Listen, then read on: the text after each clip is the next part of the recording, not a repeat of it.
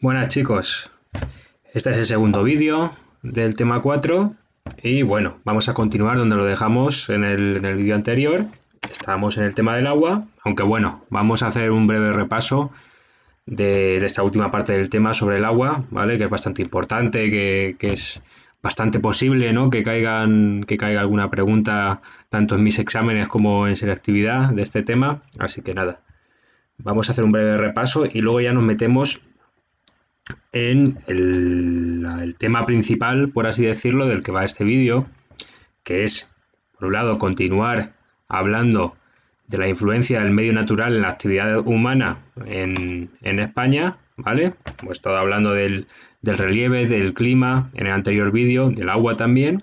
Vamos a hablar de la vegetación, de los suelos y luego ya vamos a hablar al revés, de la influencia de la actividad humana sobre el medio natural, de cómo altera el ser humano, ¿vale?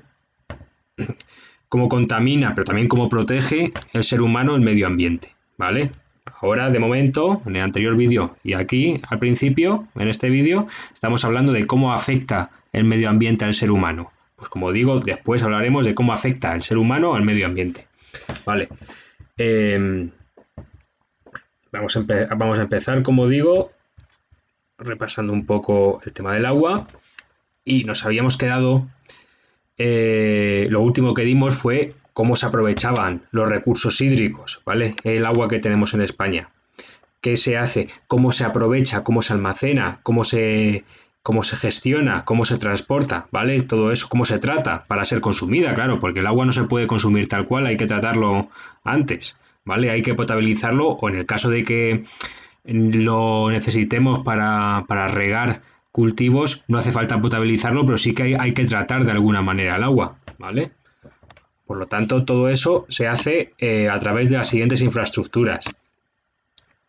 Para aprovechar las aguas superficiales vimos que se utilizaban embalses, ¿vale? ¿Qué eran los embalses? Pues eran una especie de piscinas, ¿vale?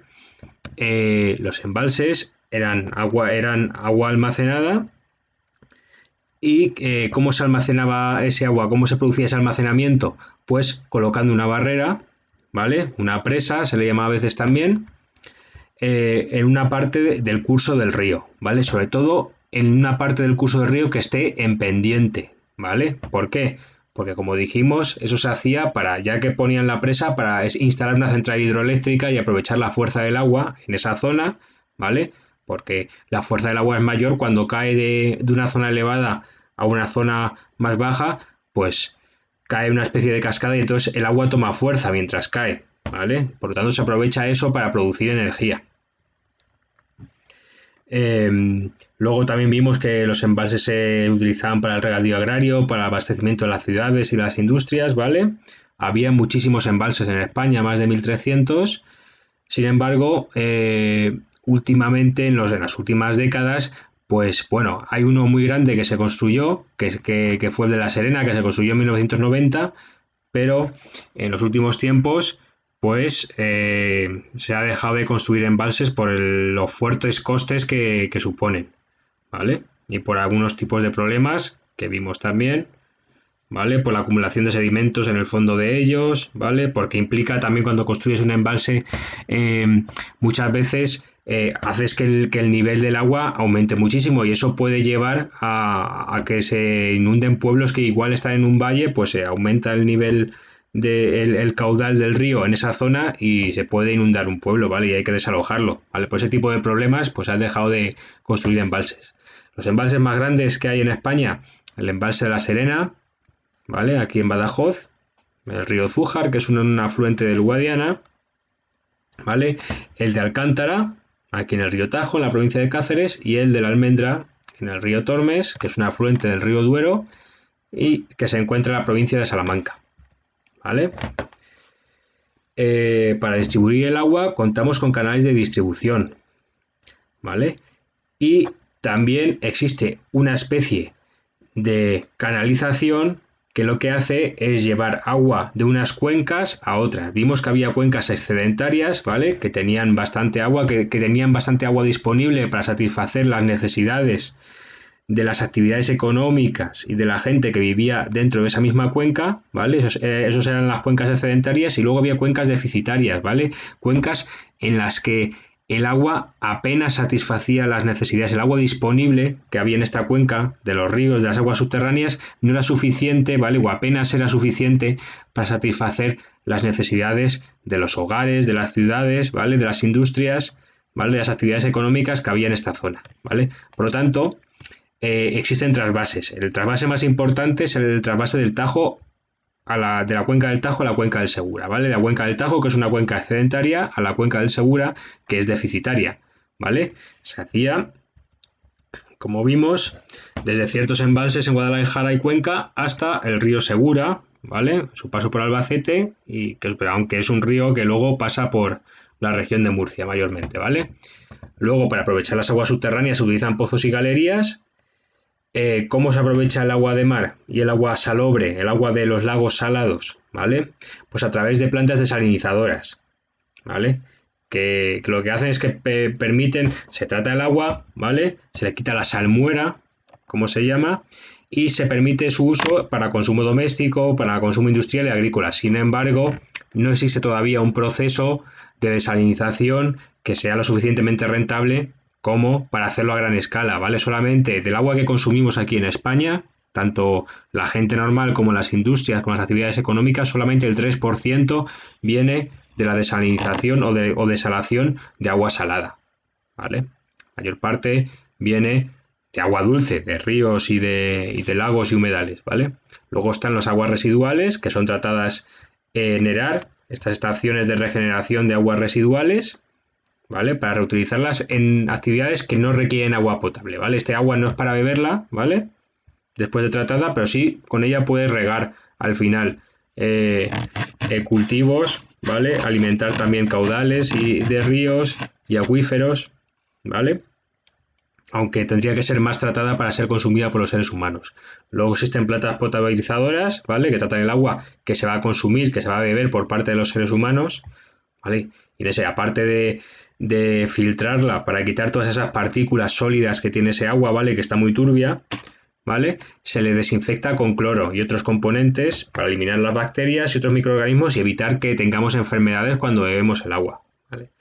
Luego hay plantas depuradoras que tratan las aguas residuales para poder devolverlas al medio ambiente. Les eliminan los aceites, las grasas, el amoníaco, el fósforo, ¿vale? Todos esos componentes que son nocivos para el medio ambiente se los eliminan para poder devolverla al medio ambiente, ¿vale?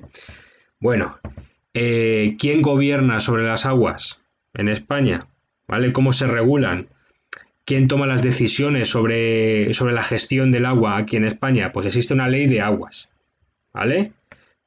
Que es del año 2005, ¿vale? La última, bueno, hubo modificaciones posteriores, pero no fueron demasiado significativas, ¿vale? Es la ley de aguas, que es la ley que organiza y regula la gestión y planificación del agua de toda España, ¿vale? Sin embargo, como ocurre en el caso de la política, el gobierno de España en Madrid, ¿vale? Y luego hay comunidades autónomas, ¿vale? Pues eso pasa lo mismo con el agua, ¿vale? Una cosa es la ley de aguas, ¿vale? Que viene del Estado español, y luego cada cuenca hidrográfica pertenece a una demarcación hidrográfica, y esas demarcaciones hidrográficas, ¿vale? Son gestionados por confederaciones hidrográficas o por comunidades autónomas, ¿vale? Me explico. Aquí tenemos distintas confederaciones hidrográficas, ¿vale? Algunas coinciden con las cuencas, ¿vale? Otras, en otro caso, por ejemplo, las cuencas del Cantábrico, pues son divididas en varias confederaciones, ¿vale? Las confederaciones se encargan de gestionar el agua que hay en esa cuenca. La Confederación Hidrográfica del Duero se encarga de gestionar el agua de los ríos, de los lagos, de los humedales que hay en la cuenca del Duero, ¿vale? Hay casos en los que las cuencas, ¿vale? De los ríos se extienden por varias comunidades autónomas. Por ejemplo, sería el caso de la cuenca hidrográfica del Tajo, que se extiende por Extremadura, Castilla-La Mancha y la Comunidad de Madrid. En ese caso, ese agua de esa cuenca del Tajo es gestionada por la Confederación Hidrográfica. Pero hay casos, por ejemplo, la cuenca de las Islas Baleares, que solamente se encuentra en una comunidad autónoma, la de las Islas Baleares o las cuencas interiores de Cataluña, solamente se encuentran en la Comunidad Autónoma de Cataluña. Por lo tanto, es gestionada por el gobierno de la Comunidad Autónoma de Cataluña, no por una confederación hidrográfica, ¿vale? Y pasa lo mismo con las Islas Baleares y con la cuenca mediterránea andaluza, que es gestionada por la Junta de Andalucía, ¿vale?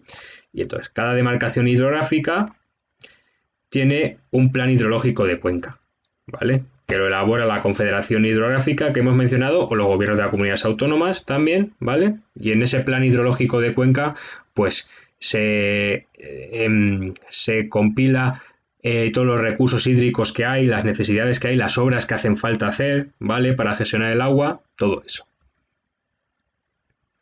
Y bueno, como hemos dicho, hay una ley de aguas y hay un plan hidrológico nacional que elabora el Estado, ¿vale? Que data del año 2005. Y bueno, y por encima de ese plan hidrológico nacional podríamos decir que está la Unión Europea y su Directiva Marco del Agua, ¿vale? Que es un poco la guía para elaborar el plan hidrológico nacional. ¿Cuál es el objetivo último del plan hidrológico nacional y de esa Directiva Marco del Agua de Europa? Pues que se suministre agua a todo el territorio, ¿vale? Que todos los españoles tengan acceso a agua, que el uso de ese agua sea racional, ¿vale? Que no se desperdicie ese agua, que tenga calidad y buen estado y que se palíen los efectos de las inundaciones y sequías, que cuando hay una inundación o una sequía se actúe contra ello, ¿vale? Bueno, la vegetación, ya vamos con otro punto, hemos terminado con el agua, la vegetación, ¿cómo influye en el ser humano, en la actividad humana? Por un lado, la vegetación ayuda a mantener la población en medio rural, ¿vale? Porque la conservación y explotación de esa vegetación de los bosques, por ejemplo, pues crea puestos de trabajo. Luego, la vegetación también proporciona recursos, como podemos ver aquí, alimentos para consumo humano o para consumo de los animales, ¿vale? Materias primas para la industria, fuentes de energía, y es un recurso también para el ocio y el turismo, ¿vale? La vegetación. Si forma un paisaje bonito, pues bueno, eso puede servir para el ocio y para el turismo. Luego también contribuye a proteger y mejorar el medio ambiente de numerosas maneras, ¿vale? Por un lado, disminuye la contaminación atmosférica, como sabéis. La vegetación es importante también porque reduce los niveles de CO2 de ese gas dañino, ¿vale? En altas cantidades dañino, ¿vale? Pues reduce la cantidad de CO2, mitiga la evaporación también, proyectando sombras sobre las aguas, por lo tanto, mitiga las sequías, ¿vale? Reduce el riesgo de inundaciones, fija también el suelo con sus raíces para disminuir la erosión, ¿vale? Todo eso. El suelo, ¿cómo influye? En el poblamiento, pues lógicamente los suelos fértiles atraen población, ¿vale? Luego también podemos ver en el hábitat, en las viviendas, ¿vale? Vemos que en las zonas donde predomina determinado tipo de roca, pues las casas están hechas de ese tipo de roca, ¿vale? Si por ejemplo las áreas montañosas, que vemos mucha roca desnuda, mucha roca madre, ¿vale? Pues las casas son de piedra muchas veces, ¿vale? En las cuencas de los ríos las casas son de barro, porque ahí, en estas zonas que son arcillosas, ¿vale? Y que están cercanas a un río, en las que la arena está húmeda, pues lo que predomina es el barro. Luego, en la producción agraria, pues por supuesto que influye el suelo porque la producción agraria, la agricultura depende de la fertilidad del suelo, ¿vale? Y luego las infraestructuras. Las infraestructuras pueden verse afectadas, los edificios, ¿vale? Las construcciones, por las características del suelo. En suelos arcillosos puede ser que sufran deslizamientos, ¿vale? A veces los edificios, las construcciones. Eso es un riesgo que hay. Y luego en suelos calizos, pues son frecuentes los socavones. También, como sabéis que la roca caliza se disuelve fácilmente con el agua, pues bueno, con el paso del tiempo pues puede llegar a disolverse y se forman agujeros, ¿vale? En el pavimento. Bueno, hemos terminado ya con la influencia del medio natural sobre la actividad humana. Ahora vamos a hablar de los riesgos naturales. ¿Cuáles son los riesgos más frecuentes que existen en España? Bueno, comparada España, desde luego que comparada con otros países, bueno, y Europa comparada con otros continentes, pues nuestros riesgos naturales es casi para echarse a reír. Aún así, pueden ocurrir catástrofes de distinto tipo, ¿vale? Claro, alguien de América o alguien de África o de Asia, pues puede pensar que es una tontería lo que ocurre aquí porque en Europa no hay grandes terremotos, no hay grandes tsunamis, no hay todo ese tipo de catástrofes naturales que tantas muertes causan en otras partes del mundo. Sin embargo, pues tampoco hay que obviar, ¿vale? Que tenemos, que estamos sometidos a ciertos riesgos, ¿vale? ¿Cuáles riesgos? Pues en primer lugar, riesgos geológicos, ¿vale? Los riesgos geología, tiene que ver con fenómenos internos de la Tierra y externos, ¿vale? Internos de la Tierra. ¿Cuáles son los terremotos o seísmos y las erupciones volcánicas? Los fenómenos externos, pues básicamente desprendimientos de laderas, ¿vale? Deslizamientos del suelo en elevaciones montañosas, ¿vale? Que muchas veces pues lo que hacen es arrastrar las construcciones que hay ahí, ¿vale? Y al final acaban destruyéndose.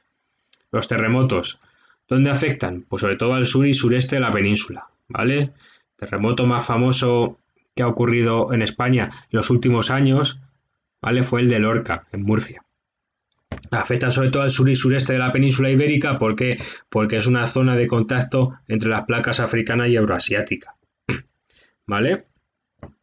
Y bueno, para detectar terremotos, España cuenta con una red de vigilancia sísmica. Esta zona de contacto entre las placas africana y euroasiática se encuentra aquí en el sur de la península ibérica, como hemos dicho, pero no afecta tanto como otras zonas en las que también coinciden la placa africana y euroasiática, como puede ser, por ejemplo, Turquía. Y en Turquía sí que ha habido terremotos mucho más serios que los que ha habido en España, ¿vale? Eso no implica que, por ejemplo, en el futuro, pues los terremotos que suframos aquí en España puedan ser peores, ¿vale? De los que tenemos ahora, que son casi de chiste, salvo el que he mencionado en Lorca, en Murcia, ¿vale? Hace unos años que sí que causó importantes destrozos. Luego, erupciones volcánicas.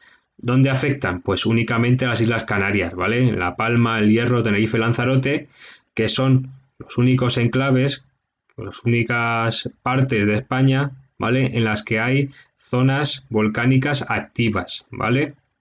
También hay zonas, por ejemplo, en el campo de Calatrava, en Ciudad Real, en las que hay rocas volcánicas, pero no es una zona volcánicamente activa, ¿vale? Son volcanes muertos, por así decirlo, ¿vale? Pero sí que tenemos volcanes activos, volcanes vivos en La Palma, en El Hierro, Tenerife y en Lanzarote, ¿vale?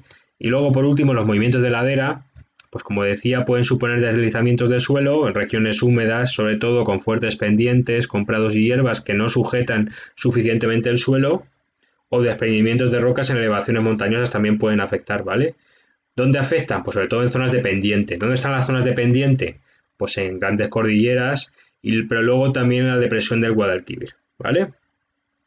Para evitarlo se llevan a cabo obras de drenaje, plantación de árboles, porque los árboles fijan el suelo en las zonas de pendiente, ¿vale? Y se refuerzan también algunas vertientes montañosas para que no afecte eso, para que no caigan rocas, ¿vale? Sobre las casas, ni se deslicen las casas que estén construidas en pendiente. Vale, riesgo sísmico y volcánico en España. Riesgo sísmico, pues bueno, aquí en el sureste de la península, aquí es donde hay más riesgo de terremotos, como podemos ver, ¿vale? Madrid está en la zona más segura de España, como podéis ver, ¿vale? Aquí nunca pasa nada. Y bueno, luego el riesgo volcánico, ¿dónde es mayor? En las Canarias, por supuesto, ¿vale? Riesgos climáticos, los que tienen que ver con el clima, sobre todo con las precipitaciones de distinto tipo. Pues están las inundaciones. ¿Dónde afectan las inundaciones? Pues principalmente en la costa cantábrica, ¿vale? Por un lado, pero sobre todo en la costa mediterránea y en menor medida en el suroeste, ¿vale? ¿Por qué? En la costa mediterránea está el fenómeno que ya hemos mencionado muchas veces, de la gota fría, ¿vale? Esas lluvias torrenciales que hay en otoño, que es una zona en la que no llueve demasiado, pero cuando llueve en otoño, llueve muy fuerte, llueve a lo bestia, ¿vale? En esa llamada gota fría. Para paliar los daños, que siempre causan daños, la gota fría, ¿vale? Y esas lluvias torrenciales en la fachada mediterránea, se cuenta con una red de información hidrológica, ¿vale? Que alerta sobre las inundaciones. Y luego también las administraciones públicas, ¿vale? Las comunidades autónomas, ¿vale? Las diputaciones provinciales deben elaborar planes de evaluación y gestión del riesgo de inundación en zonas donde hay especial riesgo, ¿vale? Luego están las sequías, ¿vale? Que son bastante comunes también aquí en España, afectan sobre todo al sur y sureste peninsular, ¿vale? Donde está el clima mediterráneo seco, estepario, ¿os acordáis, no? En las Baleares y en las Canarias también. Otros riesgos climáticos, bueno, lo hemos tenido uno, en las nevadas a las que no estamos muy acostumbrados, el granizo, las tormentas de gran aparato eléctrico, las olas de frío, las olas de calor, los temporales de viento, los temporales de nieve como el que hemos tenido, ¿vale? Y bueno, estos serían en este mapa temático que tenéis también en el libro, vemos los principales riesgos climáticos según la zona, ¿vale? La sequía quizá es el que afecte más a todo el territorio español, ¿vale? Luego el de inundación, pues bueno, fijaos aquí afecta al suroeste peninsular, a la fachada mediterránea sobre todo y a la fachada cantábrica, ¿vale? Sobre todo son, como ya digo, las sequías es el riesgo climático más frecuente al que estamos sometidos aquí en España, ¿vale? Por nuestra meteorología, por nuestro perdón, meteorología no, por nuestro tipo de clima. Y bueno, empezaríamos ya la influencia de la actividad humana en el medio natural. Vamos a empezar ahora mismo, ¿vale? Esta parte del tema, pero bueno, continuaremos en el siguiente vídeo, ¿vale? En primer lugar, hay que definir un poco a qué nos referimos. La intervención humana son las alteraciones que realiza el ser humano sobre el medio ambiente, ¿vale? Sobre el medio natural. Cuando el ser humano construye una edificación sobre el suelo, cuando el ser humano cultiva un suelo, ¿vale? Cuando el ser humano modifica de alguna manera el suelo, la vegetación, el relieve de una determinada zona natural, pues lo está interviniendo, ¿vale? El ser humano no solamente perjudica el medio ambiente, también puede ayudar a conservarlo, ¿vale?